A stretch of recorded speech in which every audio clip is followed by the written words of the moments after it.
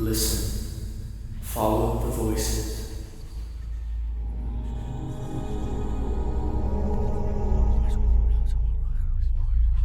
Good evening.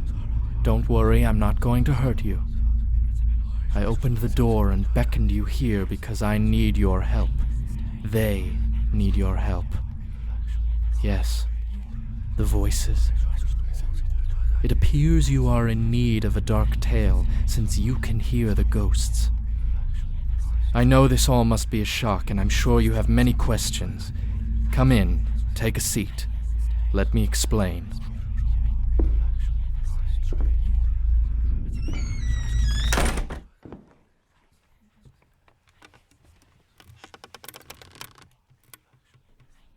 Welcome to the attic.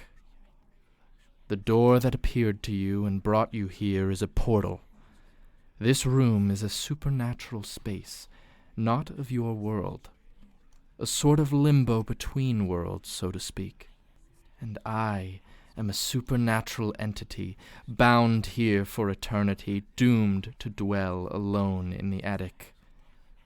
Although, as you have already heard, I'm not really alone in here. All around us, piled high on the shelves, scattered across the floor, and overflowing from the trunk in the corner, are a number of different objects that have been collected throughout time. One could say the attic is a museum of lost relics, and I, its keeper. Now you may have heard the saying that every object has a story to tell, but in here that really is true. Trapped within each of these items is a ghost, calling out for their story to be heard. Those are the desperate voices you hear whispering to you. They need your help to be set free. I know what it's like to be trapped. The familiarity of their strangled cries gnaws away at me and spurs my longing to aid them, but I can do nothing to help, because the only way they can be released is if they tell their story to a human. And not just any human, but one who is drawn to their terrifying tales. You are a unique soul, one who is fascinated by the macabre and seeks to explore the dark rather than just staying in the light. Since you can hear their voices, you have the power to save them. So, will you help set them free? I know this is a lot to take in, but you must decide quickly. Time is of the essence. If you do not wish to hear any more, you may close your ears and leave this place. The door will never appear to you again, and we will find another human with a hunger for horrors to help. But if you stay to listen and liberate them, you will be exalted as a savior of lost spirits, and the attic door shall be open for you to continue returning. Wise choice, I'm pleased to hear. But before we begin, I must warn you that the stories they have to tell are not for the faint of heart. For the account that they each must share with you in order to be set free is the ghastly tale of the night they died and became trapped here. All of the ghosts in this room disappeared with no one knowing where they went. They never got to tell anyone what happened, which is why they are bound ghosts rather than free spirits. They are tethered between worlds, still tortured by the haunting memory of that night. But you can give them peace simply by listening to their stories. Hearing them recount the harrowing events of that evening may disturb you, but it is a worthy price to pay, knowing that you have helped release them. Ready? Right. Come take a look around at all the artifacts.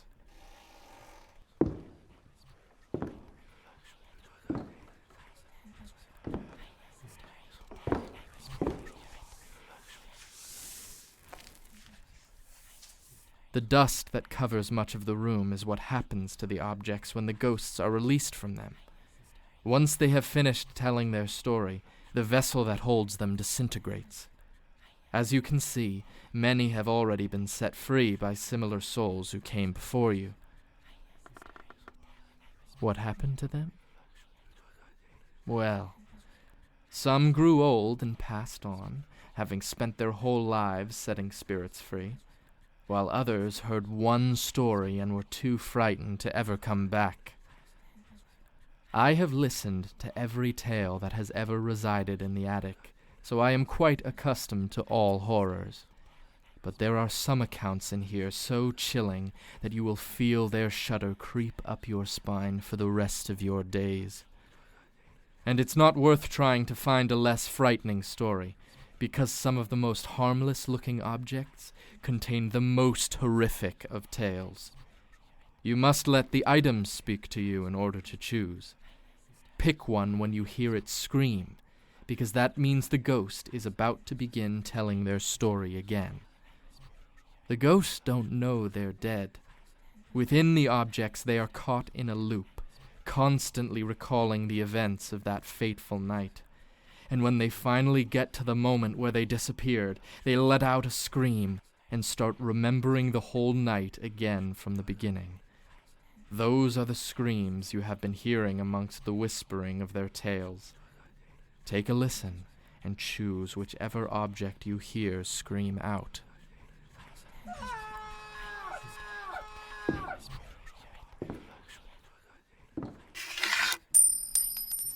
Ah, yes. That token from Chester's Video Arcade belonged to Elliott Allen Thompson, who encountered a mysterious game while working the closing shift one evening. It is a tale which I like to call Kill Scream. To listen to Elliott tell you his story, all you have to do is bring the coin close to your ear, shut your eyes, and listen. If you really focus, you'll even be able to hear the sounds inside the arcade that night. All right, that should be all you need to know for now. It's just about time for the story to start. So close your eyes, open your ears, and journey back to that frightful evening.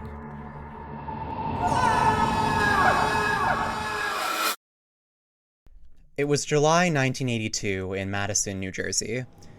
I had just graduated from high school 2 months prior and was working at Chester's Video Arcade for the summer. It was a fairly small arcade, tightly packed with a few rows of games. We had most of the popular ones, like Pac-Man, Asteroids, and Donkey Kong, so the place was always busy. The crowd was mostly kids and teens my age, but everybody's faces were always buried in the screens, so I barely talked with any of them. All I would usually see was a line of backs hunched over the machines. It was like they were being sucked into another world. The arcade made it feel like we were cut off from the outside world too, since there was no natural light in the room, just a few dim fluorescent lights overhead and the neon glow of the game monitors. Since the windows were shut and blacked out, the smell could be pretty brutal too. A bunch of smelly, pubescent teens cramped in a hot, musty room was not the most ideal place to be stuck for the summer. It felt like an oven in there, so most days I would sweat through the red Chester's t-shirt I had to wear as a uniform. I worked as an attendant and a technician when needed, so I spent most of my time cleaning and tuning the games. A big part of my job was also telling kids to stop banging on the machines for change. That was the soundtrack to my summer. Not Duran Duran or A Flock of Seagulls, but the sound of coins clanging, joysticks jamming, and buttons beeping. But the noises, the stench, and the crowdedness was all worth it when I got to close the arcade and have the place all to myself. Chester's was owned by a small local company, meaning we didn't have as many restrictions as most of the big chain arcades. So, after hours, we were able to put credits onto the games and play them for free. Our manager was quite lax, so he even used to let our crew throw parties if it was our turn to lock up, as long as we cleaned up before we left. But that privilege stopped in June when a boy went missing.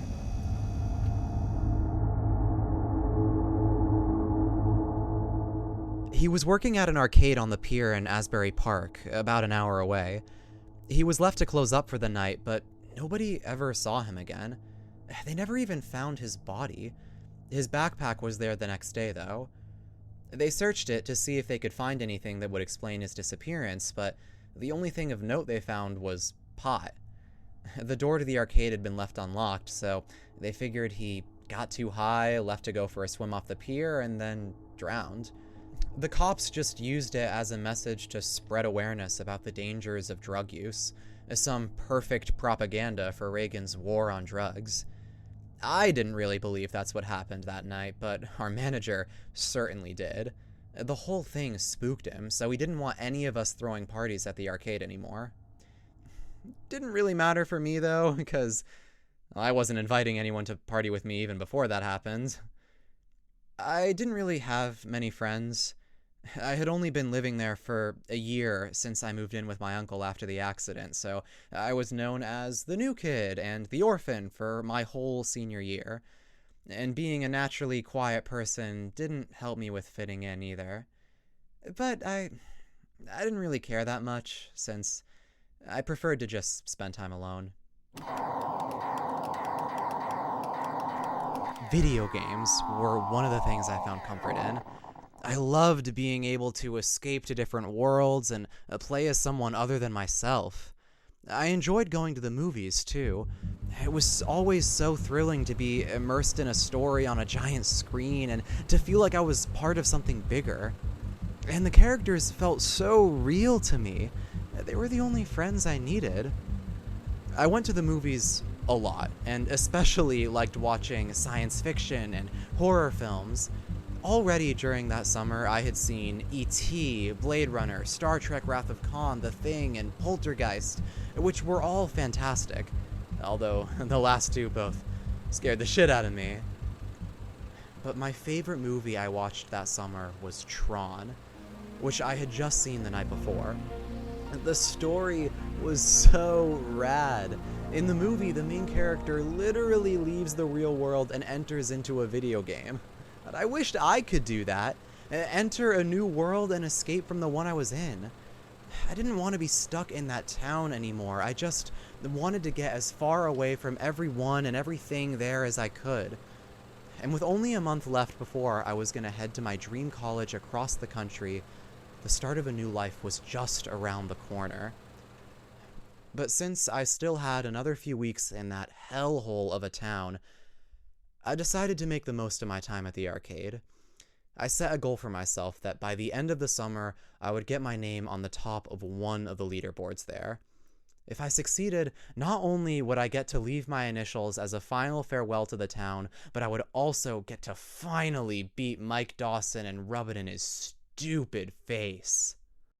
One of the main reasons why I wanted to leave so badly was to get away from him. Mike was a complete dipstick and the school's biggest asshole. There weren't any problems between us when I first arrived, but that all changed when I got assigned to be lab partners with his girlfriend, Tiffany.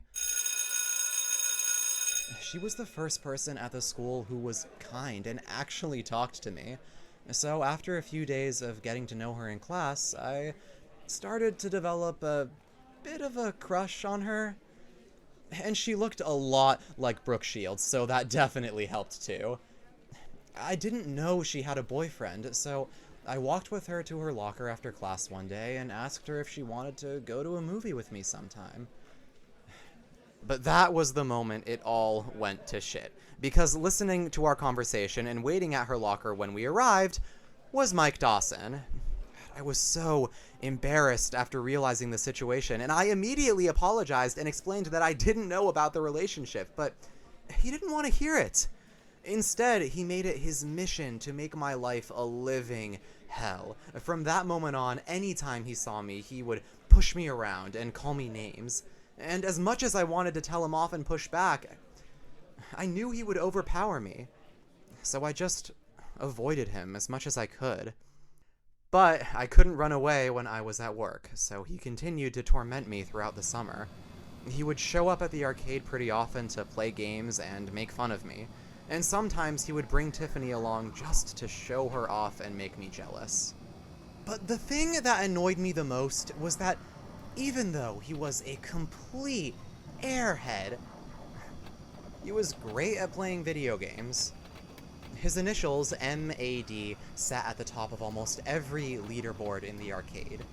Mad was exactly how I felt having to constantly be reminded of him throughout the day. I was already glad to know that I would never have to see him again after the summer, but I really wanted to get him back for all the shit he put me through. Since I couldn't take him physically, I needed to beat him at the games.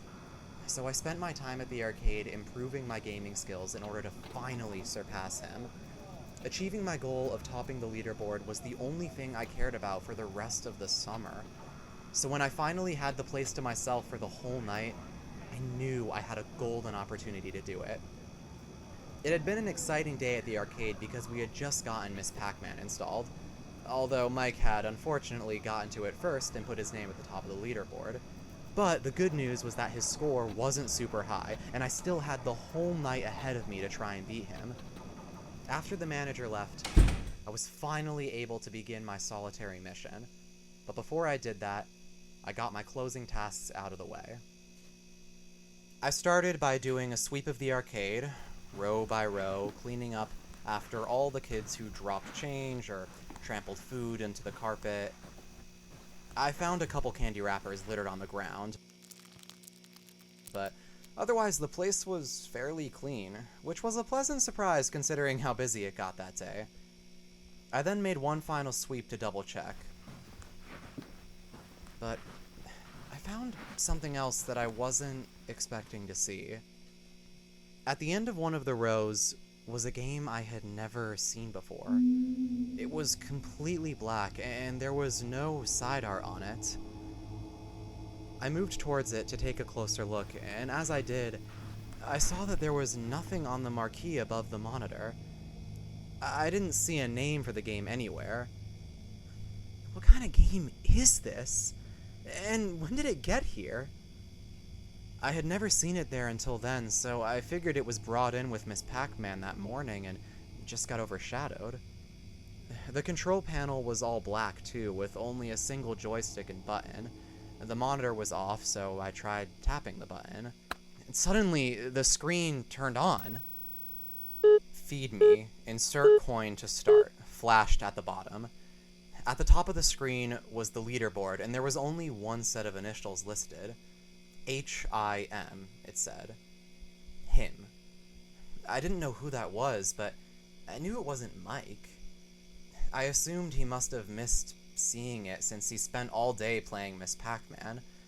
This was the perfect opportunity to finally reach the top of the leaderboard. Only having to beat one guy made my job a lot easier, so I immediately set out to do it.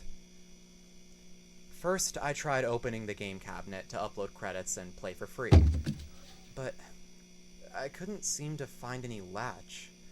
I checked everywhere, but it was like the game was just one solid mass, and not constructed like any other machine.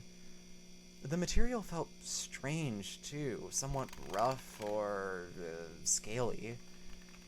Finally, I gave up and just decided to pay.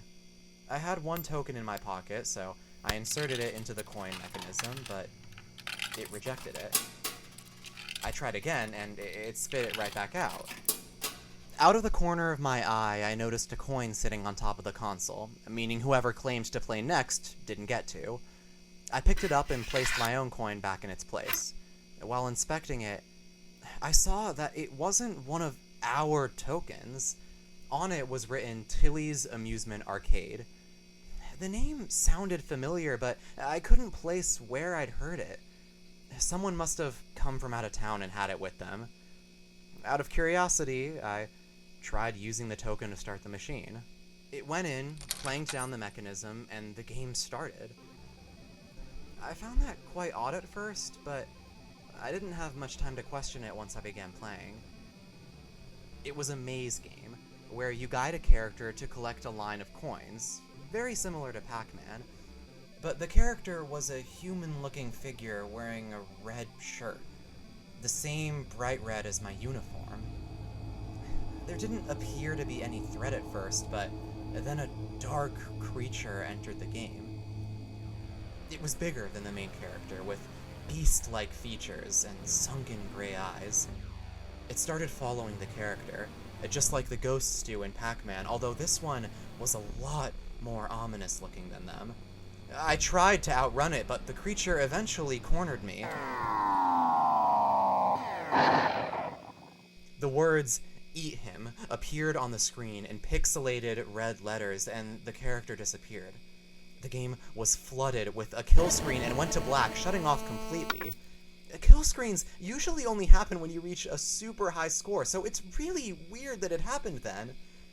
But I figured it was just a glitch, since the game had just arrived. I tried pushing the button and tapping on the side of the monitor, but it wasn't coming back on. I hoped I hadn't broken it, but then I figured it was still being tested and hadn't been properly tuned yet, so I decided to just leave it be. I was bummed that I wasn't going to be able to beat it that night, but I decided to just go back to my original plan of trying my hand at Miss Pac-Man.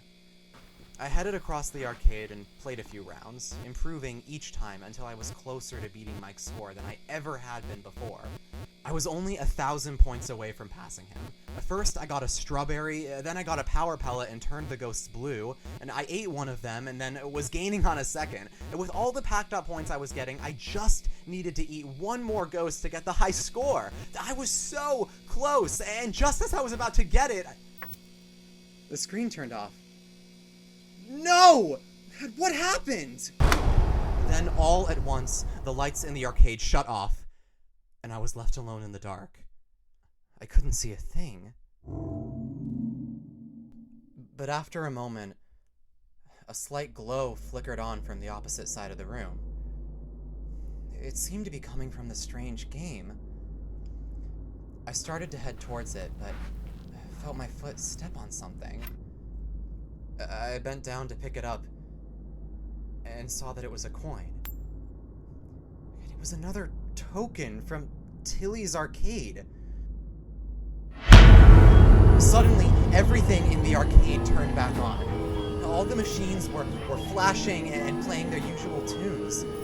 With the lights on, I could see that the token I had picked up from the ground belonged to a line of coins along the floor.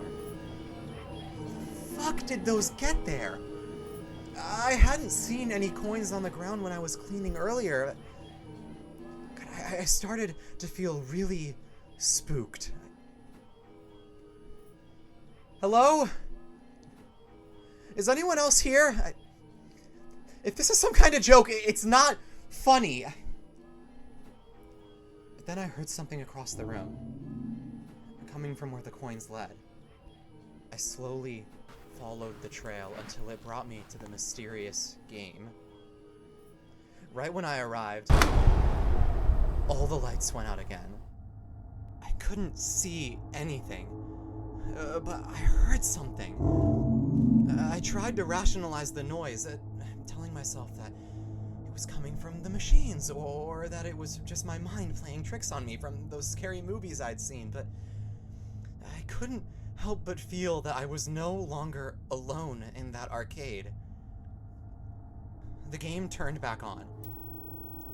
I looked around behind me and didn't see anything in the glow, but when I turned back to face the screen, I saw that it had changed. The bottom part still said, "Feed me, insert coin to start," but the leaderboard had been updated. At the top, it said, "Eat." There they were. My initials, E-A-T. I had done it. I finally topped the leaderboard. But the euphoria I felt soon went away when I looked at the initials, H-I-M, below, and then down at the Tilly's token in my hand. It all clicked in my head, and I realized that it was a leaderboard I did not want to be on top of. The grim newspaper article I had read not so long ago flashed across my mind. 17-year-old Henry Isaac Matthews, an employee at Tilly's Amusement Arcade in Asbury Park, missing after a night of intoxication at the arcade. I was rendered frozen in place, staring into the dark abyss of the screen. Within it, I saw sinister, sunken gray eyes. Around those two soulless circles, I started to make out a dark and gruesome face that was more terrifying than anything I'd ever seen in my life. My eyes shifted focus back to the initials on the leaderboard, which I then realized read, "Eat him." I held my breath and heard... I slowly... It all went dark. A kill screen, so to speak. No one ever saw Elliott again, and the game disappeared with him. No one knows where they both went, except for you and me. His ghost had been stuck inside that token, captive here in the attic since that fateful day in 1982.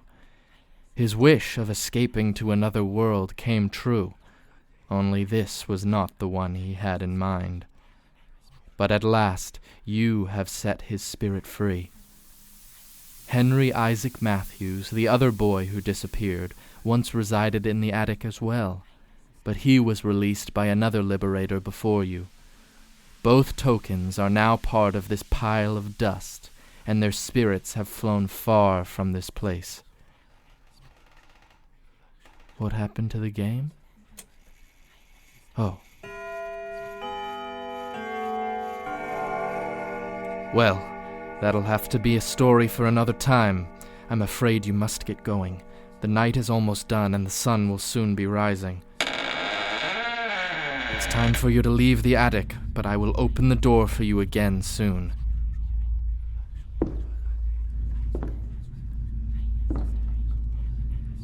Elliott and I thank you for your service. Stay safe out there. And if you ever come across a mysterious-looking game, don't play it.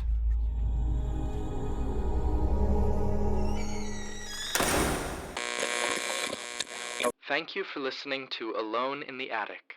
Tonight's episode was written, directed, and edited by Samuel Weston Evans, with vocal performances by Ken Crossman as Elliott and Samuel Weston Evans as the Keeper. Join us next week to hear the haunting story of The Stalker. When an Illinois farmer opens his new corn maze in the fall of 1997, he discovers that something sinister is lurking within the labyrinth of stalks. Find out next time, Alone in the Attic.